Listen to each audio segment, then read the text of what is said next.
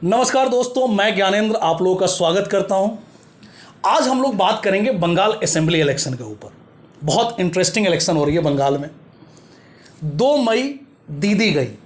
अब बहुत सारे लोग ये सोच रहे होंगे कि मैं ऐसा क्यों कह रहा हूं, 2 मई दीदी गई। अब जरा इस चीज़ को समझते हैं। बहुत सारे मीडिया हाउस ये दिखा रहे हैं या ऐसा न्यूज़ चल रहा है कि बंगाल का असेंबली इलेक्शन मुस्लिम वोटर डिसाइड करेगा।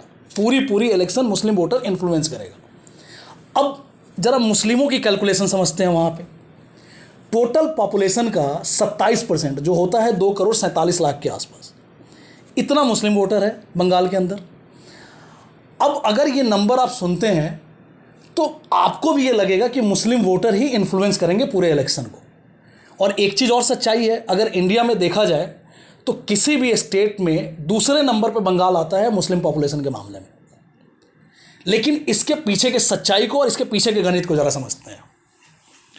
टोटल 35% असेंबली सीट ऐसी है जहाँ पे मुस्लिम वोटर, मुस्लिम बहुतुल्य असेंबली सीट आप कह सकते हैं, जहाँ पे मुस्लिम वोटर ज़्यादा हैं। और ये 35% अगर देखें तो ये नंबर आ जाता है 102 के आसपास। टोटल सीट कितने हैं? 294। अब इसके पीछे, ये 102 के पीछे की भी कहानी समझिए। 2,47,00,000 का 25% वोटर, 25% मुस्लिम आबादी कुछ लिमिटेड डिस्ट्रिक्ट के अंदर सीमित है। और वो डिस्ट्रिक्ट 3-4 डिस्ट्रिक्ट हैं, जिसमें अगर मैं बात करूं मालदा है, मुर्शिदाबाद है, साउथ परगना है, नॉर्थ परगना है। केवल 3-4 डिस्ट्रिक्ट में ही 25%, 2,47,00,000 का 25% वोटर इसमें सीमित हो जाता है। अब अगर हम ये देखें कि जो ये वोटर हैं ये कितने असेंबली सीटों को प्रभावित करते हैं, तो ये नंबर 60 से 65 के आसपास आके ख़त्म हो जाती है। इसका मतलब क्या हुआ कि जब 60 से 65 के आसपास ये नंबर ख़त्म हो गई तो ये मुस्लिम वोटर जो हैं ये केवल 65 सीटों को या 60 सीटों को ही इन्फ्लुएंस कर पाएंगे। बाकी की 230 सीटों पे हिंदू वोटर डिसाइड करेगा कि ये सीट किसके फेवर में जाएगा।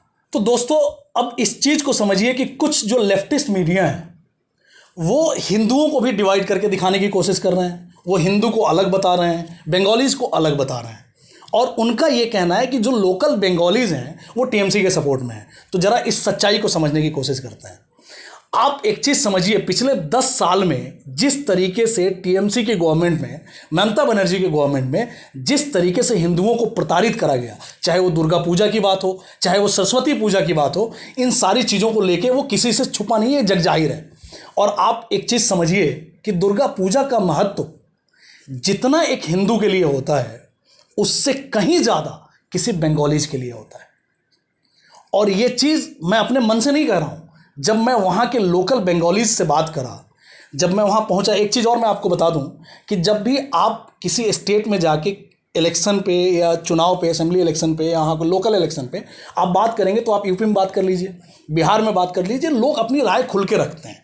लेकिन अगर यही चीज़ आप बंगाल में जाके करेंगे और वहाँ के लोकल बंगालीज से बात करेंगे या वहाँ के किसी भी आदमी से आप बात करेंगे तो वो बचना चाहता है। आपको 20-25 में एक आदमी मिलेगा जो अपना राय देगा, लेकिन ऑफ द कैमरा लोग बात करते हैं। और जब हमने वहाँ पे ग्राउंड रिपोर्टिंग करी और जब हमने ऑफ द कैमरा लोगों से बात करा तो उनके दर्द खुल के सामने आए और पता चला कि टीएमसी ने कितना प्रताड़ित करा है वहाँ के लोकल बंगालीज को।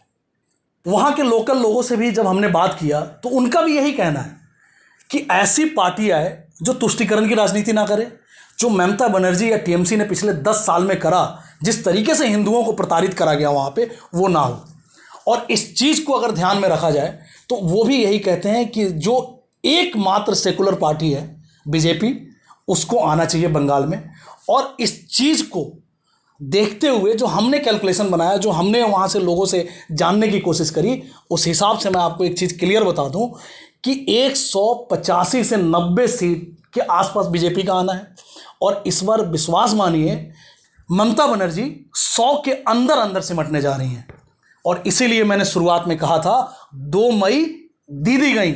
और लास्ट में आप समझिए, अब अगर मैं बंगाल की स्थिति की बात करूं जो इस बार असेंबली इलेक्शन में बन रही है, उस हिसाब से आप ये समझ लीजिए कि बीजेपी 100% पूरी बहुमत से सरकार बनाने जा रही है।